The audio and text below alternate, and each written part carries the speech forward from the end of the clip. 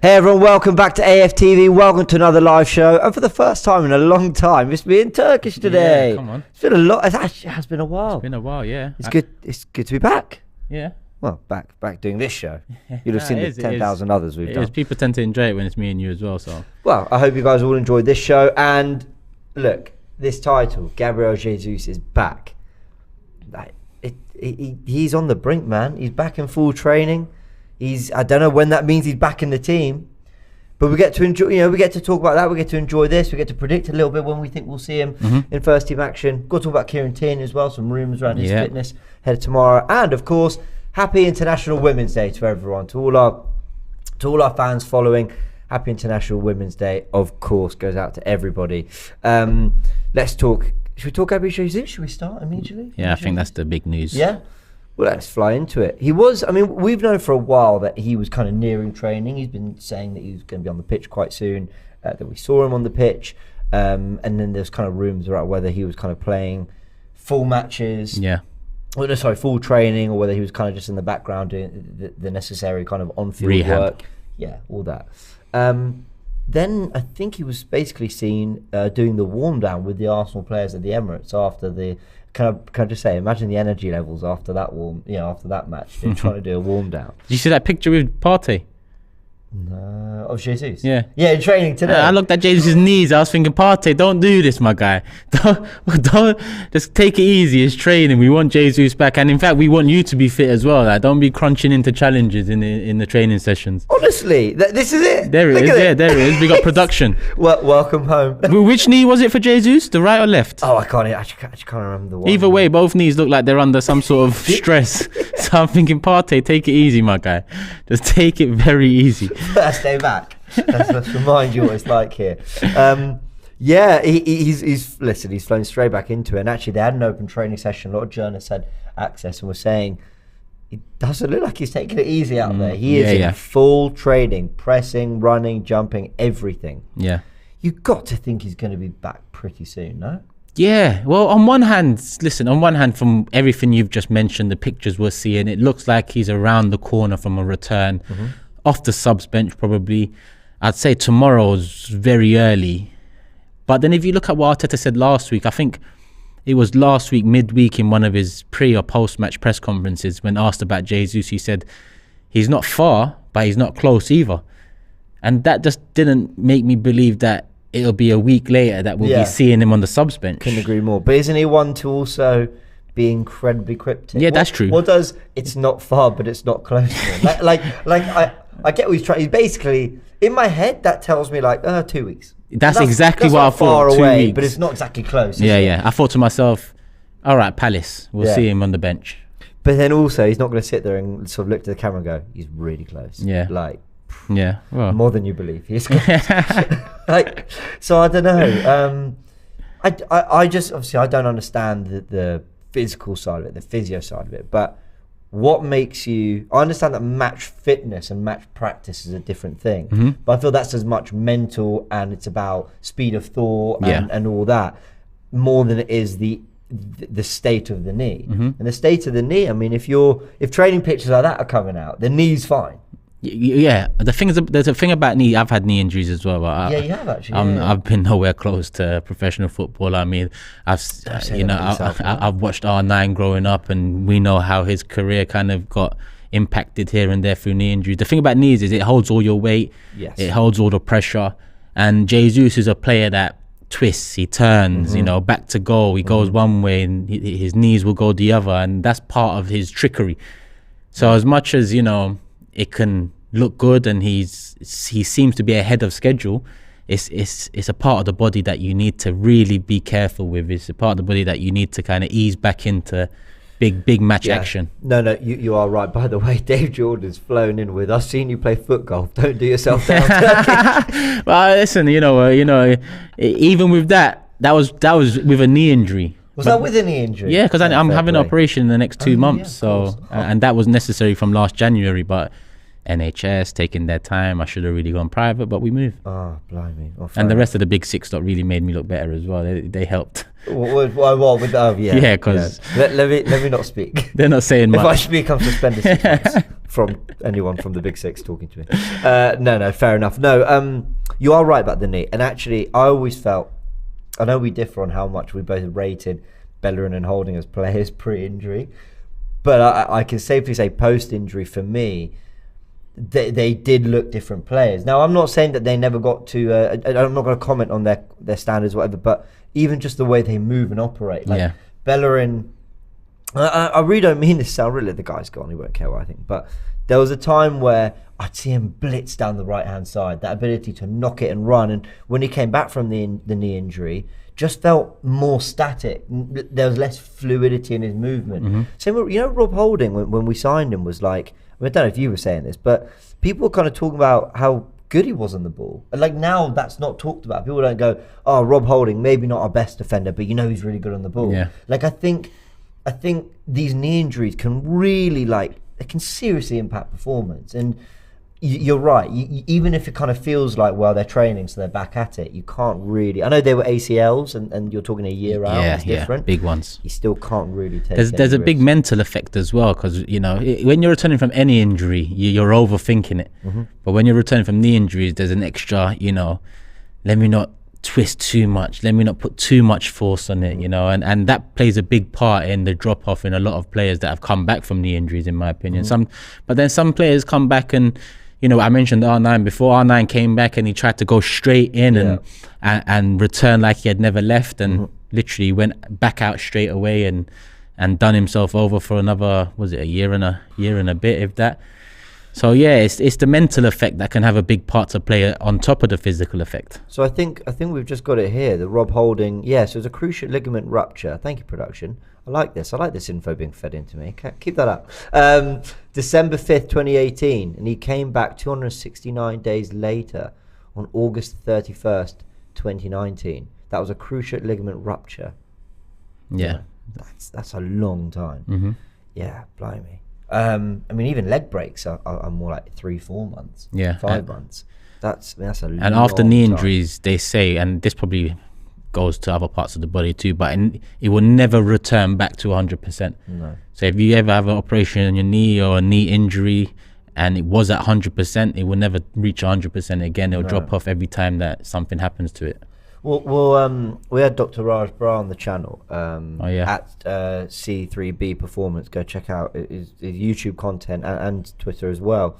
And he was saying that there is such thing as, I can't remember the exact terminology, but essentially a mental state you develop from having had these injuries where you can't help but play slightly within yourself, because whether it's consciously or subconsciously, because of the injury you've done to said knee, and especially with things like knees that are so, even just touching my knee, like it, you can feel the bone. It's a very fragile part of the body. It's not covered by muscle or anything. It is totally exposed. Match fitness is one thing, and getting confident again and essentially forgetting about your problems with your knee is another thing on the pitch. Yeah, very, very true. So let's try and project a little bit when we think he might be back. I've got the fixtures here.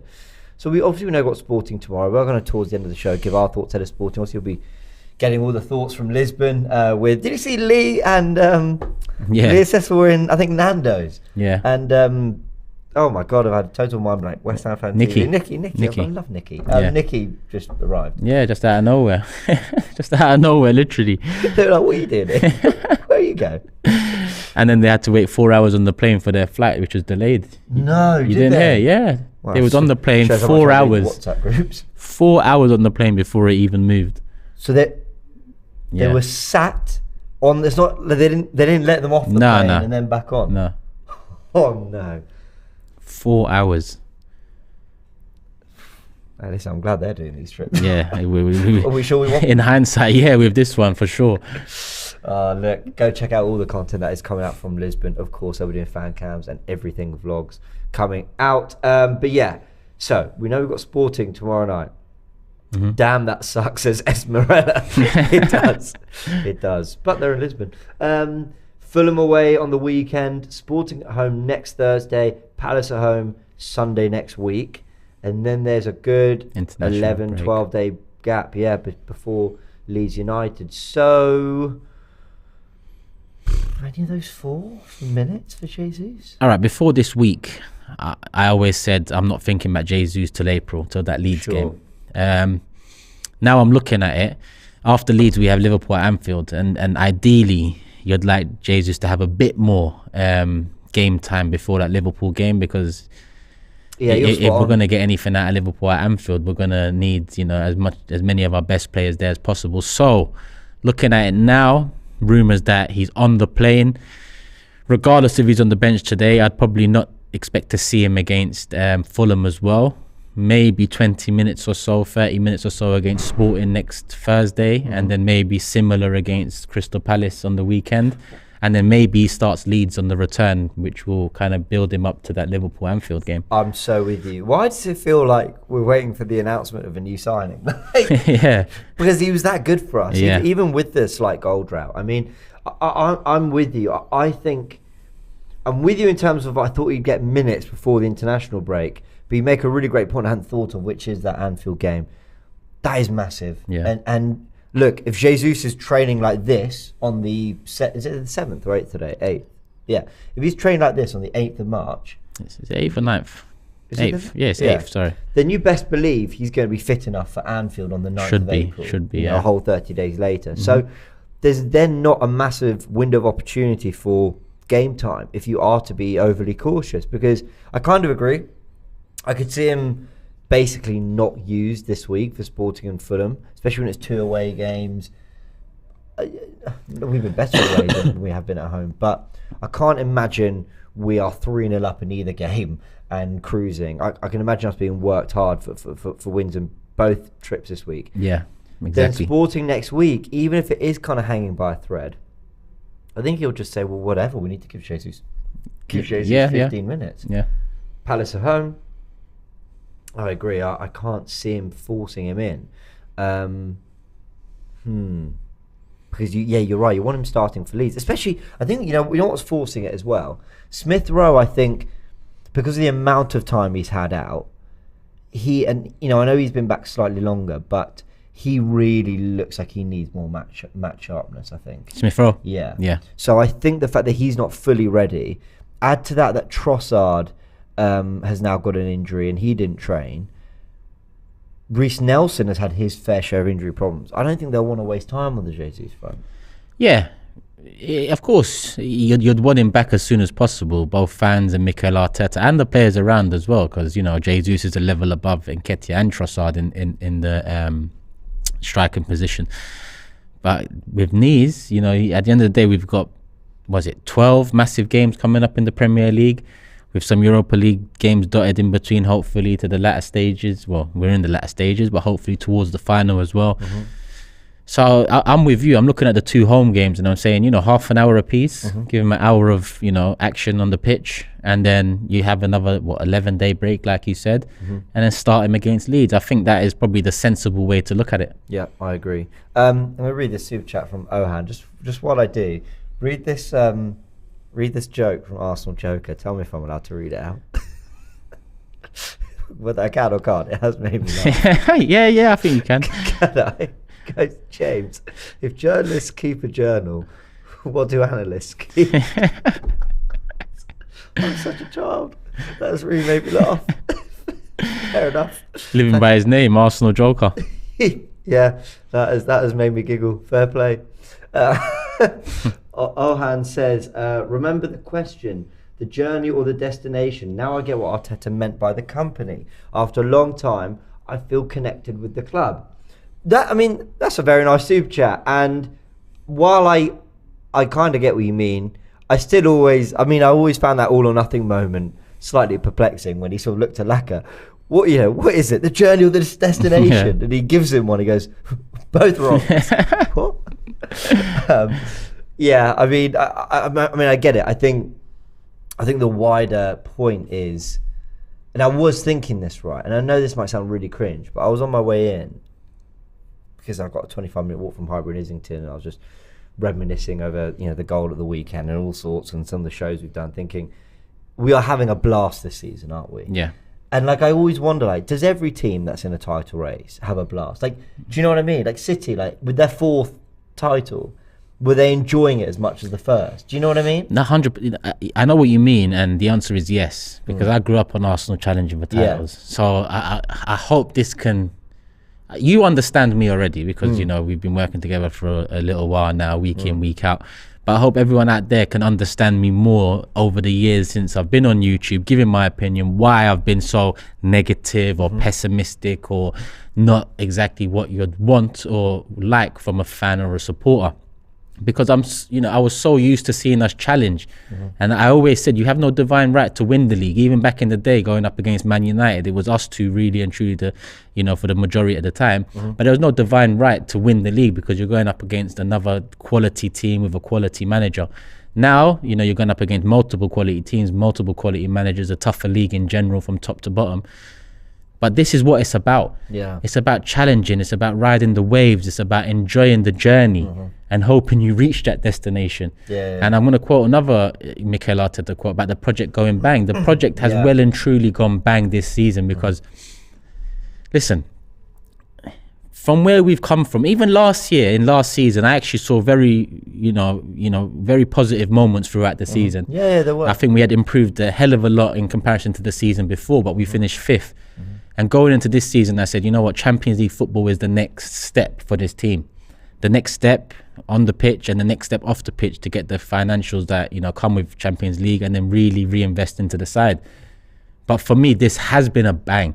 So again, Mikel was right with that quote as well, because I didn't see it just going from 5th to potentially winning a league title. And I say potentially, with 12 games to go, we are in the ascendancy. We are leading the race. Yeah. So, big up Mikel, because he said a few things over the years that this season, we've seen come into fruition, and we believe again, we love again, and we're enjoying it. You've mentioned recently that this is the first, in your Arsenal supporting time and since you've been watching the club, this is the first season you felt this way. Yeah, 100%. So to answer your question, yes, when you're challenging, this is how season should be for an Arsenal fan or supporter. Yeah, I think you wrapped that. You wrapped that up, summed that up perfectly. That is right. This is the most I've ever enjoyed a season of football, and it's.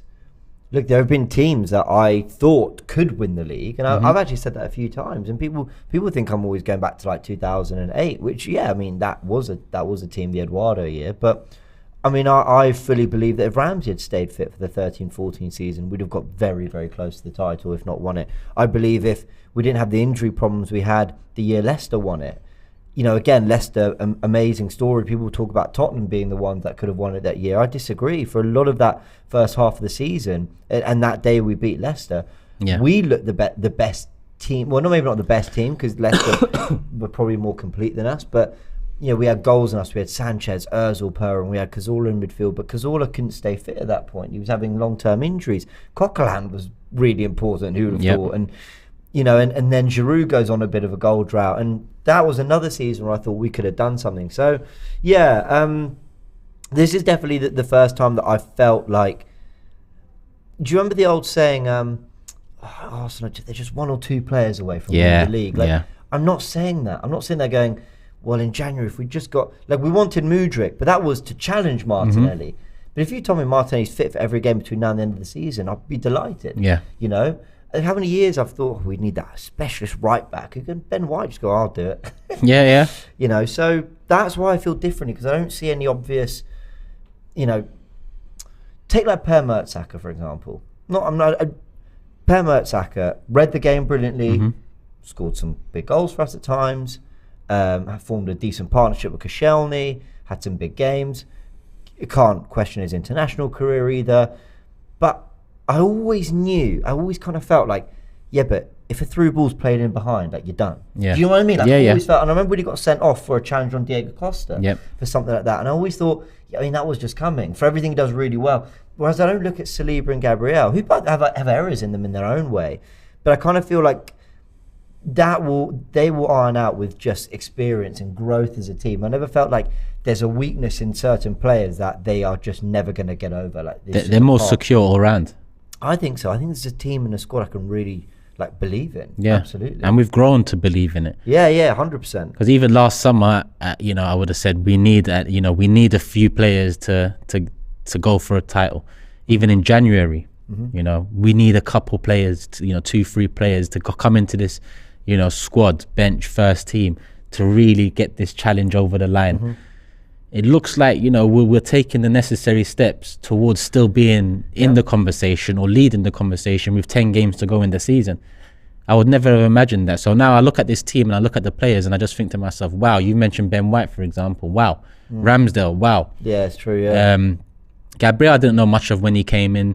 Saliba, listen, I've been an admirer of Saliba since we first signed him, albeit we didn't see much games of him, but from what we've heard, read and seen briefly, he looked like he was definitely going to be a future prospect. True. Zinchenko coming in, I like the signing for sure. I like that we added into that position, but I just thought to myself, are these the signings that's going to bring us to a Premier League title? In my honest opinion, at that time, I thought no. Jesus, like the signing. Is it the signing I didn't think so. Xhaka, the way he's transformed his Arsenal career this season, in my honest opinion, he's been moved position, again, credit to Arteta, and we're seeing by far the best Granit Xhaka we've seen since signing for the club by far. I couldn't agree more. And actually, I want to give me and you some credit here, because you talked about, we've grown to believe, and this is where I listened to your fan cam after the game, and I shamelessly shared around the clip of my reaction to going 2-0 down on the watch along. And both of us had the sense of, hold on, they've earned our belief now. We can turn this around. And I wasn't sitting there, I wasn't here sitting there looking at the camera going, don't care, it's 2-0, we're winning this 3 times. Because how can you be confident? Like, we weren't creating an abundance of chances of that. But I was watching it going, they can find a way here. And I didn't really want to say it. I was going, always worry about getting clipped up for the wrong reasons. I'll shamelessly clip up the right ones. But I was sort of sitting there going, we're not losing this. Like, I felt at least we'll salvage a point here. And they've earned that. Years gone past, if we were 2-0 down to any team in the bottom 3 or any team in the bottom half of the table, I'd be like, fuck this. What the fuck are we doing? We're not good enough. Kroenke's out. Is the manager good enough? All that. But like I said in my interview, this time we went 2-0 down. My friend that I was with, he asked me, can we still come back? I said, I think we can. We need to get a goal ASAP, but I think we can. We can get a couple goals quick fire and then go on to win this game. And that, in essence, on YouTube, the YouTube version of me, that's new to everyone. That's new to me since I've been on YouTube. But back in the day, when Arsenal were great and going for league titles, I didn't, there was a game actually, was it in the Invincible run? I'm trying to think now, maybe the chat can help me out here. There was a game, either it was in the Invincible run or it was in the 49 undefeated run. Maybe it was the year after the Invincibles. Again, if anyone in the chat knows, but we was down to Middlesbrough, I believe. Right. I think we was losing 3-1 to Middlesbrough. But I didn't ever think we were going to lose that game. Wow. And we won the game 5-3. Off the top of my head, I think it was Middlesbrough. I think it was during that Invincibles 49 undefeated run. I just had the feeling these men are going to win this game. Can I give you a far less glamorous example of that for me? I say far less glamorous because this team did not go on to win the title or anything. It was about 07, 08. No. This was like maybe 09, 2010. Rosicky, Fabregas days, whatever. Yeah. We were 2-0 down at home to Bolton. I remember looking at the TV with 2-0 down. I thought, all right, we'll just have to win by more there. We won 4-2. Like Arsenal, and I know football's changed now. Like teams play better than ever before. Teams get into a low block better than ever before. Like teams are so well coached these days that you probably get like turnarounds from 2-0 down far less frequently. But at the time, I just thought this team's got goals in them, and that's kind of how I feel about this team. I thought they've got goals in them. The chat is confirming it was Middlesbrough saying Reyes, Bergkamp. Didn't Gilberto Silva score a half volley or a volley as well in that game? I just those times I remember like it was yesterday. A lot of the last 15, 19 years I've erased that in my memory. You know, when we were 2-0 down to Hull in the FA Cup final, I remember this so clearly. I turned to my family. We were 9 years without a trophy. Yep. You got to think also this was the first trophy I was really properly witnessing, like as an Arsenal fan, because I was very young and wasn't really following as much before with kind of the FA Cup in 05 and all that. And we're all in our living room and we've cut our yellow ribbons and we've got the Arsenal flags out and everything. We've got balloons. Like it's cup final day, man. We want to end the drought today. So there we all are. We invite friends around, Arsenal fans. 2-0 down inside 5-6 minutes. And I turned to my family. I went, well, let's be honest. We weren't going to win it the easy way, were we? My brain just thought, what did I think? That we were going to just turn up with 3-0 and off your pop for the parade? I went, absolutely not. And it proved that way. But anyway, we've gone on. I remember that as well. On a bit of a tangent. But it did remind me of a story actually that Lee told me on the way up to Villa before filming at Villa Park that day. He said that apparently Arsenal were, I think it was 89. This is second-hand information, and I might be repeating it wrong, but I think it was 89. We had like 3 games to win the league or something, and we should have won it at home, and we ended up drawing or losing to Wimbledon or something, and then we dropped points the game after, and then we had to win at Anfield, and we did. So that too, yeah. Football's a funny game. Yeah, it was a funny game. Before we go into the Kieran Tierney stuff, because we've got a lot to chat about with him as well, let's just answer this super chat from Real Skills X. Says, who out of the starting 11 would you play tomorrow?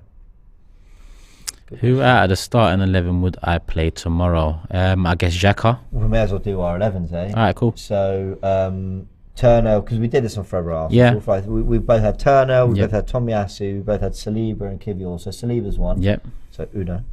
Then we had Kivior, and then if Tierney's unavailable, we all had Tierney, but. Yeah, we're gonna talk about that shortly. So what should we assume? Okay, so let's assume he's available because obviously we don't know. Sure. So we definitely have Saliba playing tomorrow. Otherwise, it's going to be like White or Zinchenko. At the base, Jorginho. So no. Xhaka. Yes. So there's 2. Vieira. Yep. And then I agreed with Lee's front 3, which was, I can't remember. Basically, I had Martinelli in there. Who did you have? Did you have Saka? I had Saka, Reece, so basically and Eddie. Saka, Reece, and Eddie. But that was assuming Eddie would be fit. I went Martinelli, Reece, and Eddie. So that's basically 3 each. Yeah. Interesting. And that's not disrespect to sport, and we're going to get into that. But that's just belief in the squad now and belief in what Arteta's doing. It's also just like something can be smart when looking at the bigger picture and not disrespectful. Like we respect Sporting. But we do have a lot of Premier League games to play and minutes we need to give to other players. And actually, you might find that Ben White and Odegaard get injured, and so Vieira and Tomiyasu need to have had the minutes. Exactly. So I agree, and I thought you made a great point as well on Forever Arsenal about the rotation going into Bournemouth. I mean, while I kind of get it, what I wouldn't have rotated, I did not look at the 11 and go, you've thrown it away. 100%. You should have gone out and done more. All right, Big Ash says, I don't get fans trying to argue how we'll definitely win the title. I think City are favourites and it's ours to win, not ours to lose. Like Laurie says, watch Fever Pitch, says Gunarez. Can you believe I've never watched that film? Have I watched Fever Pitch? The one with the famous actor who's in... I don't think I have. Who's in... What's it called? Colin Firth. That's his name. I don't think I've watched it. Maybe he's I have. Kingsman and loads of films because he's a very famous actor whose name I can't believe I forgot. But yeah, anyway, it's about Arsenal, so I'm going to give that a watch. But anyway, but yeah, listen, I slightly agree with this. How, in terms of City being favourites, I understand that, and even on Big 60 the other day, I mean, again in the comments, Turkish needs more chest, and he needs to back the team more. I'm backing the team. But at the end of the day, we're going up against a team that has been the best in Europe over the last 5 years, the best team in the league by far over the last 5 years. They've won 4 out of the last 5 league titles. We're coming up against a juggernaut. We're coming up against a team that have also added in one of the world's best young strikers into the team that's about to break the Premier League record this season. So 5-point lead is a 5-point lead. Well done to Arsenal Football Club. That's a great position to be in. It's a position I think 99.9% of the fan base wouldn't have believed we would be in with 12 games to go. But 12 games is a lot of points on the board still. Yeah. So I just think that slowly but surely, Cam's always says it for United, and it's become a United thing now. But one game at a time is the way to look at it. 100%. I'm not thinking too far ahead at the moment because... Look at what happened against Bournemouth. Like, yes, I predicted 3-0 or 4. I predicted 3-0, I think it was. We was 2-0 down and, half an hour to go. Yeah. Anything can happen. And we got Fulham away next. I agree. a much more difficult game on paper. So I'm just looking at every game. I'm not even looking at Fulham yet. I'm looking at Sporting because I want us to advance in the Europa League. I want us to be able to, go into the last 10 games of the season, heading into the semi-finals of the Europa League, final of the Europa League, whilst we're still challenging at the top, if not still leading at the top. Well, you're right about taking it game by game because, okay, let's say we have a disaster tomorrow, Sporting a 3-0 up. There's a real decision to be made about whether you go full strength to try to turn that around, or whether you go for the 11 you probably would have gone with anyway, in the hope they do it, but you don't risk everything for it. Yeah, 100%. And I'm probably leaning towards just send out the team you would have anyway, and if they do it, great. If they don't, they don't. Like, what we're going to be asking everyone, but then maybe Arteta will see it as, no, hold on, it's one extra game. They've got to be able to. Which I agree with. So you'd go full. So say we lost 3-0 tomorrow, you'd go full strength next week, Thursday. If we lost 3-0 tomorrow, yeah. Fair enough. Yeah. Fair enough. I would, because I expect us to at least fight. Yeah. I expect us to at least fight, and we could turn around such a result, in my honest opinion. Yeah, no, we could. I remember losing the first leg 3-1 to Rennes a couple of years ago, and then we won 3-0 at the Emirates. And back then, I know we had the away goal, but they weren't easy scores. Like you're 3-0 up, one goal would have levelled it for them. So, the Europa League. Nikhil says, I feel so bad for Lee. Poor chap has had to wake up early to go watch the Arsenal play in Europe. He deserves more. I know. Thoughts are with Lee judges who has to spend his day with Cecil right now. Look at this guy, because I said one game at a time. Expedition Unseen says, why is Turkish always negative energy? I don't understand people. I actually don't understand people. There's nothing I actually said there that was negative. But True Goon has jumped in to answer that very comment. Turkish is not negative. He's real.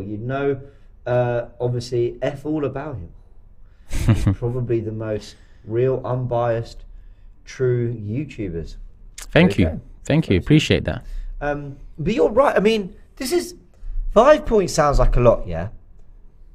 If Man City beat us and we lose at Anfield, they're ahead of us. And listen, I'm not even looking that far. No, of course, but that's the swing. It's so 100%. Little. It's so little. You draw to Fulham and City win is 3 points. I think that's why, see when, and I'm not saying Man United are completely out of it because I just don't want to tempt fate. But when Man United were only 3 points behind Man City, but they were both behind us.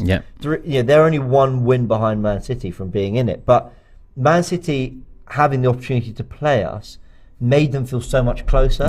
Whereas with Man United, the fact that they've actually got the Man City and Arsenal games out of the way can seem like a blessing. But if anything, I think they'd wish they could actually play both again. To be able to, it's a 6-pointer at this stage of the season. It's just taking direct points off each other. So anyway, there was a couple super chats from earlier that I don't know if you've got on the screen, but I've got them here. Marcus says, go for it because I've completely missed them. So this one's from Marcus. Yesterday I celebrated my birthday. Happy birthday. Born same day as my Arsenal twin, Ray Parler.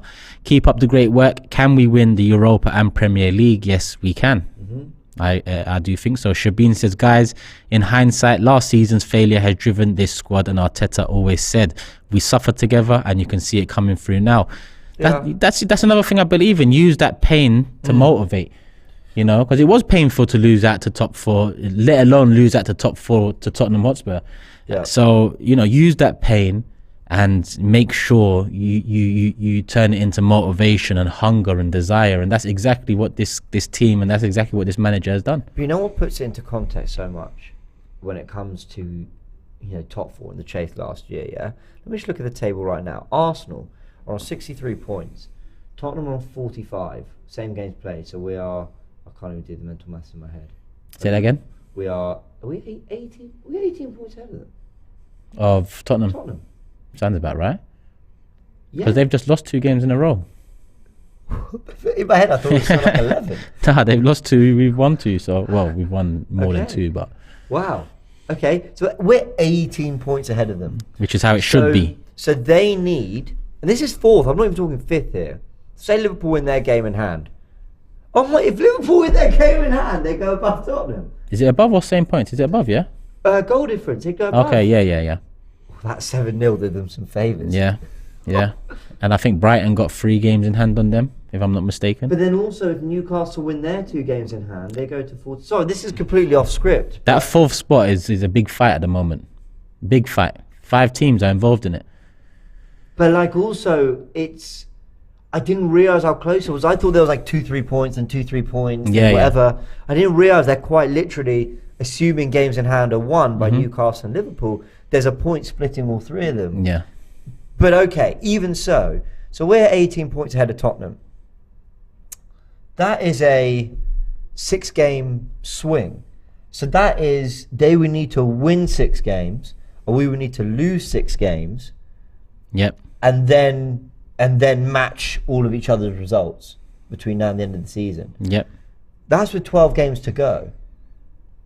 Yep. So listen, St. Tottenham's Day is coming back this season. It's been a little while, but in a few games, that's over.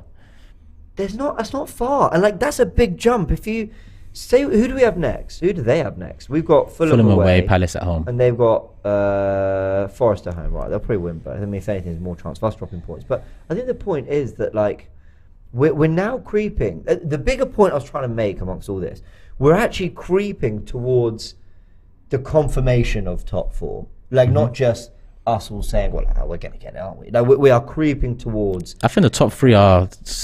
Listen, it's not on paper, it's not mathematically, but I think the top 3 have made top 4 already. That's why I say that 4th spot: Tottenham, Liverpool, Newcastle, Brighton, and Fulham. They're all involved in it. Yeah, you're right. Fulham are on 39. What's that? 2 points behind, or yeah? Nah, quite a bit actually. 6 points behind. What? Same games played. Tottenham, yeah. But still, Brighton. Oh, but Brighton. Okay, no, this is interesting. Brighton have 3 games in hand. 3 games in hand on Tottenham. When are they going to play them? So that's an extra 9 points, which would put them on 47. Above all of them! What a twist! That's mad. So if Brighton win all 3 of their games in hand, you forget Newcastle, Liverpool, Tottenham, they will leapfrog into 4th. Yeah. So we weren't planning on talking about this. I was trying to make the point that like we have come so far that we're talking about the title that we're not even going, but and you know what? Yeah, we're in the title, the top 4's looking good, isn't it? Like, like we are so far from kind of. Where are Brentford? Brentford are on 38. If they win their 2 games in hand, okay, so yeah, they'll go to 44. So they're involved in the conversation right now. Which would put them now. a point behind Tottenham as well. It's only really Fulham that have just because they've played. Who would you want out of all those teams to make 4th? Brighton. Same. They've had so. Or Brentford, Brighton or Brentford. I wouldn't mind either one. I really like Brentford because I like Thomas Frank. Yeah. And I like just the story with Brentford. With Brighton, just because they've had, I mean, they have been gutted, haven't they? And they play some quality football. Oh, they play brilliant football. Good they signings. Always find a solution. Yeah. You know, to players they lose. You know, Burn goes, we'll bring in Colwill. You know, Basuma goes, Casado's ready, then we'll sign Gilmore. Like they've just always had solutions to their issues. They're run brilliantly. I think it would be an amazing story. And can you imagine the season ends with Arsenal top, Man United in the top 4 when people really thought they weren't going to do anything. Yep. £600 million Chelsea 10th and Brighton in the top 4. I mean, that will sell dreams to anyone, won't it? Yeah. Wow. Anyway, delayed it long enough. Should we go through those final super chats? Yeah, a couple more have come in before we move on to Tierney. Trey says, how can people still doubt we can win the league this season after everything we've seen from our team? We are a different team now, and we're going to win the Prem and the Europa, believe. And the thing is, I'm not sure he's getting at us or getting at, maybe he's getting at someone, but I think that we do believe. That 100%. I believe anyway. I believe we can. Me as well. Do you believe Man City can win this title? Of course they can. Like, you can believe both teams are capable. Yeah. I just think, listen, I just think you've got to be in an extremely comfortable position to sit here and go, yeah, we're winning it. Like it's done. We're winning it. You know, and if you feel that way, that's fine. There's plenty of evidence to feel that way. I just think, you know, things can change so drastically. 100%. We saw that with our results leading up to the City game at the Emirates, and how that quickly turned around, albeit we bounced back and we built the 5-point lead back. People need to remember that we're essentially 5 points ahead because they lost to Brentford at home and they drew to Everton at home. Those are the 5 points. Because every other result you can understand in some way, shape, or form. Every other drop point, like a draw at Brentford, a draw at home to Brentford, it's a bad result for us. It's not like unbelievably surprising. Yeah. But Brentford winning at the Etihad is unbelievable. Yeah, surprising. I get you. So those are the 5 points where we've essentially taken this lead. But look at those results. Are you telling me that can't happen to us? Of course it could happen to us. Yes, it is. It doesn't need 12 games for that to happen either. That's why one game at a time. Bilal also says, I don't know if I should feel sorry or happy for Richarlison's drought. Help me. I'm kidding. I'm loving it to the moon. What did someone say? Sorry, what someone said was it the Big Six the other day? There's the talk about 007 Mudryk, 007 United. Yeah. Someone said it's 0027. I think it was Fuad on Big Six Extra. He says everyone's talking about 007. It's 0027 for my man. I need to watch that. I actually to watch that. Big Six was fast. I did laugh at Skull Thuggery pulling up the clips, obviously, for Saeed. And Grizz called him and he went, no, I'm not here to cook you, but my team are cooking you. My team and the music comes back in. It was so good. Skull Thuggery, an absolute master of the art. All right, Kieran Tierney, let's talk for the final 15 minutes of the show about Kieran Tierney. Now, it's very important we say, while I quickly get up Twitter to double check there's now the updates, Kieran Tierney apparently didn't play today. I've just refreshed. I've just opened Twitter, clearly from the first time since Saturday, and it's come up with Tobes' tweet. Conte out. He's had enough, Tobes. That was 3 days ago. It's just popped back up. So let's get the tweet that confirmed that Tierney didn't train. We've got it here. Right. No Tierney, Trossard or Nketiah, all absent from training. We'll go through each one. Now, yes, no Tierney in the squad for Lisbon. He's unwell, says Charles Watt. So he won't be playing tomorrow. It's not an injury. I had the injury record ready to go. But I really feel for him because it's like... This was the game he was due to start. This was the opportunity. And we've actually had a few games like Villa, like this last one against Bournemouth, where I thought he might have turned to a Tierney to give us something else down the left. I mean, in Arteta's early days, he was our best attacking outlet, and I'm not even joking. Yeah. Now he doesn't even get turned to when we need a goal most. Which has been surprising at times. How do you feel about all this? People know I like Tierney. Yeah. I mean, and I'd still like Tierney to be part of the club next season when we're back in Champions League and more opportunities there. I know it's come out that... Has it come out? It's not confirmed that it's a cold or he's ill or his flu, has it? It's more rumoured that it's that over an injury. Now, knowing Tierney, it must be a pretty hard-hitting cold or flu for him to be missing, because he tends to be the guy that people look at and say he'll fight through anything small like that. Maybe you should put a jump on. Yeah, maybe it's that. But I do feel for him, because I and a lot of others expected him to start this game against Sporting, and he's had limited game time for the whole season, and not just a little while now, for the whole season. And there's a lot more rumours picking up about Newcastle, other clubs supposedly interested this summer, and I understand why, because in my opinion he's a top left back, and he'll definitely add to most teams around. But I just hope that it is precautionary more so than it is certain that he's missing tomorrow. I know he missed training, but he's been there throughout for the last however many weeks. So one day of missed training, I don't think equates to him missing the game against Sporting. I still hope there's a chance there, and I still hope to see him, because I also hope that Zinchenko gets a bit of a rest too, because he's done amazing for us, and he works very hard from that left back position. So all in all, Tierney, I wish him the best. I hope he does come back from whatever this is that's kept him out of training, starts the game and puts in a top performance, because I like the fact that we've got Tierney and Zinchenko, two very different left backs, but two left backs that if I see starting for us, I wouldn't mind at all. No, I hear that. I mean, let's have a little look at his injury history, because that's part of the reason why Arsenal fans are maybe willing to say, look, we love you, but best of luck with your future, because there's a dependency issue. And look, this season hasn't been a problem. I'm looking here. He hasn't had an injury all season, apparently. So that's great.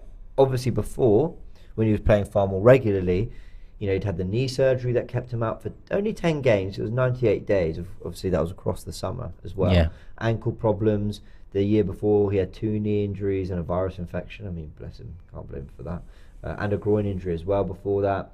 And he missed 19 games of the 1920 season with a shoulder injury. Was a key part under Arteta in winning the FA Cup as well, playing that left centre-back role.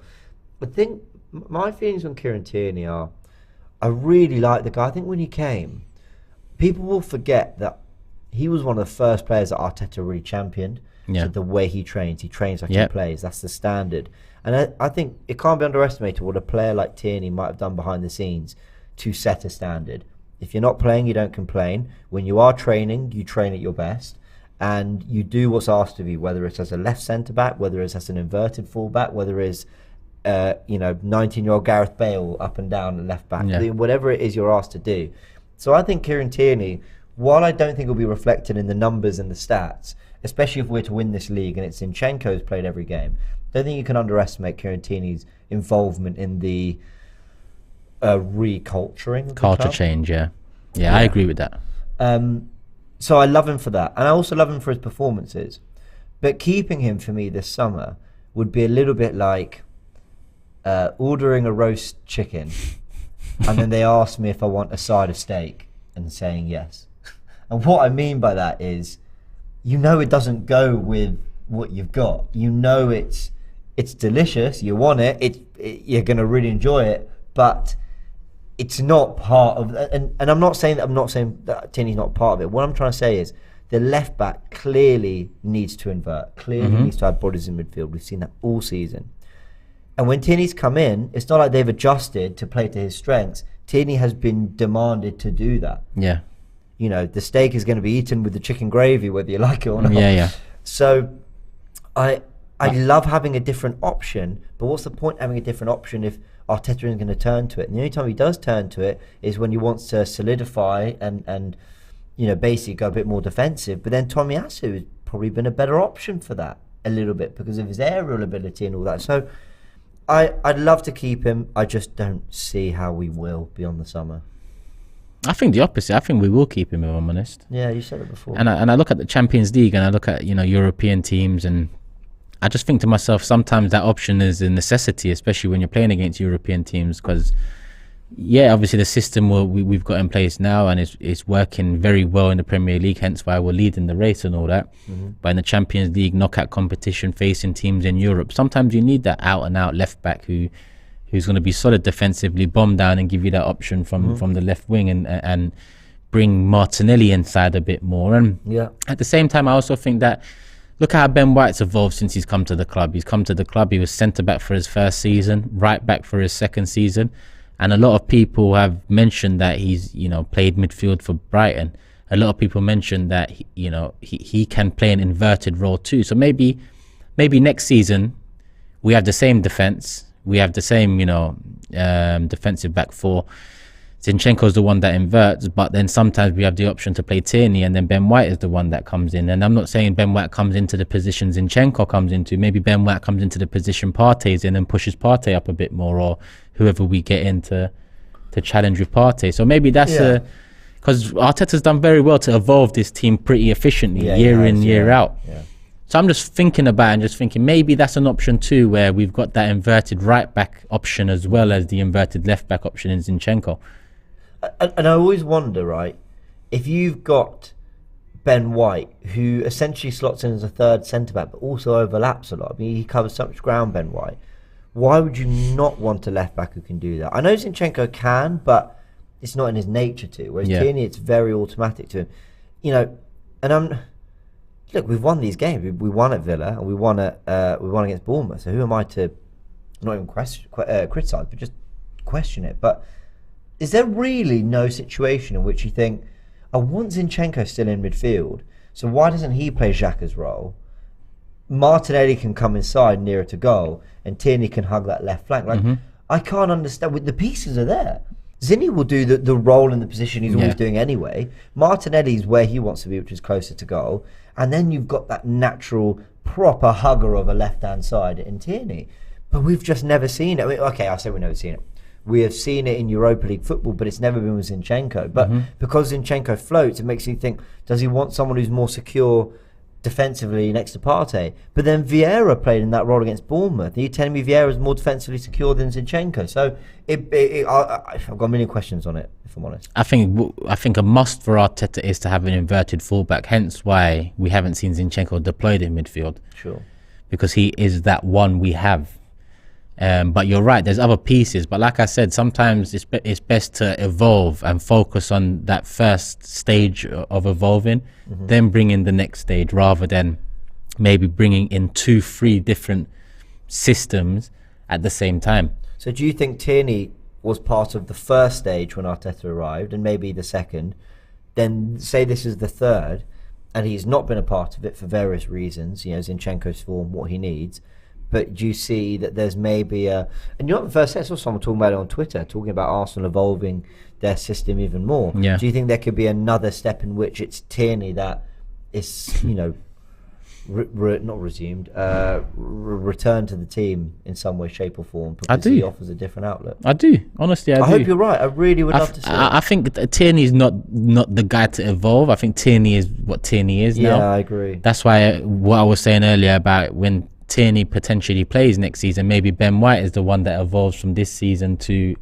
deploy more of an inverted right back role. And if I'm not mistaken, didn't Cancelo play both right and left fullback for City, and played inverted on both sides?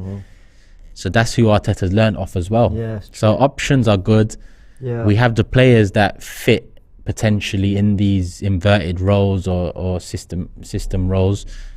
I'm just interested to see how we kick on from here, because it's what Arteta's shown me over the years, and it is Arteta, because with Wenger it became very stale, very predictable, stagnant. So, I only saw this new system-based football from Liverpool or from Man City or from these types of managers. Arteta's brought that to Arsenal now. So it's not just improving the team with quality signings, it's also improving the team with quality evolvement. Is evolvement a word? I don't think so, but what I mean. The evolution of it. Evolution, quality evolution, So we've got players there that I think can evolve next season and be even better, like Ben White has done this season. Yeah, I agree. A lot of people mentioning Tavares as well as still a part of the squad. I don't know if he's got a long-term future at Arsenal, but I'm glad he's doing well, Tavares. I think he's too wild to be part of Arteta's plans. Which makes you wonder why he signed him. But I guess 8 million cover, and he's fairly effective in the final third, to be fair. But then you look back at Tavares and Tierney, the way they were used last season. For a lot of the season, they were bombing on. Do you remember Smith Rowe on the left, and he came inside, and then the left-hand side was free for bombing on left back, and that's what we've seen. But not so much this season. Let's go through these super chats. Before I ask you one last question on Tierney, Raj says, my 2 favourites. Oh, thank you. You guys make following Arsenal ever better. Keep up the great work, and hope to bump into you guys sometimes. Thank you, Raj. Really, really appreciate it. Love. It's been a while since we've done a show together, and Turkish was reminded it's been a long time since I've done a live. So, don't know where I've been. Nick says, do you guys have any inverted fullback shouts as rotation for Zinni, assuming Tierney leaves? Pretty niche role, isn't it? Rafael Guerreiro, maybe. It's incredibly niche. I mean, look at Guardiola, year after year, failing to sort his left back issues. It's not the easiest thing. As we think of an answer, Dave says, if he wasn't fan favourite, would say he's not good enough, says Dave. Dave, I know you've never been a massive fan of Tierney, but I do. I am a fan for many reasons. But who else is an inverted left back? I mean, you basically have to find a left-footed midfielder who's got enough defensive awareness.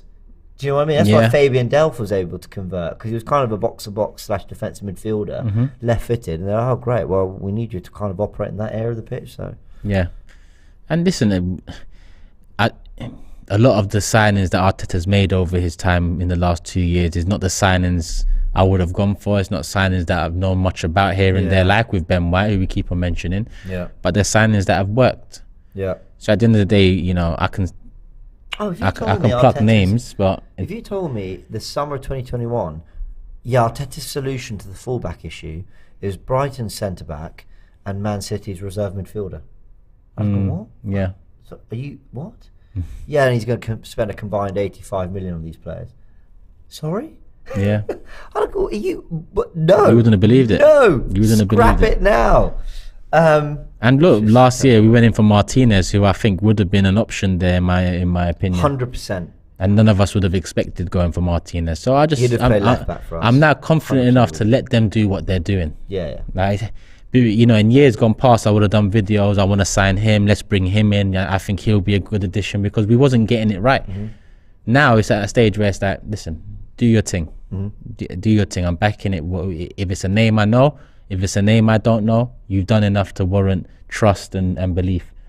Also, I think sometimes Man United fans take it as a sign of disrespect that we are saying that Lisandro Martinez would have been our left back, but like he can't play centre back or whatever. It's a total compliment to him, because he's got the defensive. A, he's got the versatility. B, he's got clearly the defensive attributes. Okay, we didn't see it at Anfield, but we know what he's done this season. He's been very good, but he's actually so good on the ball that I could so see how you would want a base of Partey, Martinez in front of Gabriel, Saliba, White. I mean, that is a proper five who can all play. And Martinez would have basically been playing midfield / like, you'd have been doing like everything he's done at Ajax, just in multiple positions for Arsenal. Whether he'd have been like another creator and another, because I think Zinchenko he's got more. Grizz read it out that he's got more chances created this season than Anthony Zinchenko, I think, from left back. Not surprising. Yeah, no, not surprising at all. Not surprising. I don't know if Martinez would have brought that, but he would have brought in a different way. Different, like I said, with Ben White potentially evolving to an inverted fullback. I don't see him evolving into the inverted fullback Zinchenko is in deploying himself in positions near enough the final third.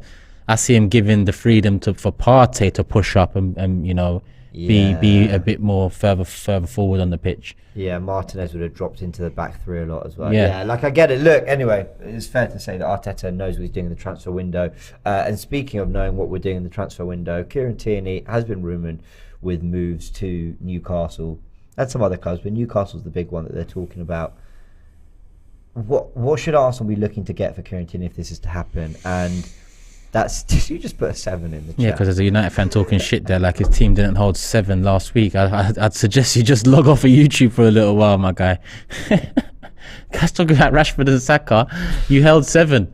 You held 7, and not only that, you've held 6 to Tottenham at your grand. You've held 6 to Manchester City at your grand. Hold that, my guy. 10. The comments are going mad. 7. Someone goes 70 mil. 7. Oh, fair enough. Yeah, you can't. You're right. They get battered a lot. As much as they're improving. Anyway, it's totally off topic. Good. Tierney. Right, you've set them off now. Everybody's call you 7. Turkish, you've set them off. Tierney, price tag. I've got to go 35-40 million. I'd agree with that 100%. I don't think. Yeah, I think it's unreliability. If he was reliable injury wise, then we could look for 50. But I think because of his injury record, and the fact that he's not a first teamer for us and gets used sparingly, I think 35-40 million is a fair price tag for him. Yeah, and I think the market for fullbacks. Yeah, Cucurella went for 62 million. But otherwise, it's been a fairly modest market, I think. I'm trying to think, Porro went for, 40 million? Yeah. Although I think that release clause might have helped that. I'm just looking at some other fullbacks over the years. I know Emerson isn't very good, but, when he was signed and there was a prospect there, they paid 25 million for him. I just don't think... I think the Cucurella one is like a moment of madness. Like, even Man City were like, I'm not doing it at 62 million or whatever. So I can't imagine him, especially you're right with the unreliability with his injuries, I can't imagine him going for more than 40. What I don't want to see is he goes to 25, basically what we paid for him, because even though he's had his injury problems, even though he's not played as much as we would like, I think he has 100% proved that he has got the potential and the talent to be a top left back. You know what? I'd actually say 35 rising to 50, because I think that with Newcastle especially, you could put in a 35 million, give us another 5 if you make Champions League, give us another 10 if you win a domestic cup or if you win something. I think with a team like Newcastle, you could get that sort of a deal done. Do that kind of business. His contract expires in June 2026. It's not like there's any rush. Yeah, exactly. Yeah, it's got 3 years. Yeah, you're right. No less than 35 mil. But yeah. All right. Well, we'll see what happens with Kieran Tierney. We're going to round it off there. Obviously, Arsenal have travelled. I think they are travelling tonight. I can't imagine they're flying tomorrow. It must be tonight. No, definitely. They'll be going to Lisbon. Cecil and Leah beat them there. So go check out all the content that they're producing, along with the amazing Brennan, who has to do all the editing and put it all together. Send your love to those who are out there. I don't know why I'm just making it sound like you need to go share your support. They're having an amazing time. I don't know. Yeah, actually, don't just go watch the videos. Don't send them. And hit the like button, people. There's 4.3k here, so you know what I'm asking for. 1,000 likes on the video. We're wrapping it up now, so make sure it happens, people. And also subscribe to James's channel. James just started a channel recently, so make sure you show some love to James. We'll put it in the title as well. So if you're watching this after, then show some love to the other channels out there. Appreciate that a lot, man. Appreciate that. I would shout out the Big Six, but I'm not sure who doesn't know about it. Listen, the Big Six has kicked off. In the last 2 years. Love for the love, man. What happened to Cam, by the way? Culture Cams. What was he? I looked on, I was scrolling through, I see flexes on it. Yeah, I don't know. Cams, he hasn't replied to messages. No, I'm joking. He's replied to messages because he works for FTBL now as well, and FTBL have him doing post-Champions League reviews. And a busy guy. Yeah, so he couldn't make it. But soon come, we'll talk to him for sure. Listen, I watched the stoppage time show after. Yeah. Imagine doing that raw after it. Phil was thinking, I can't wait.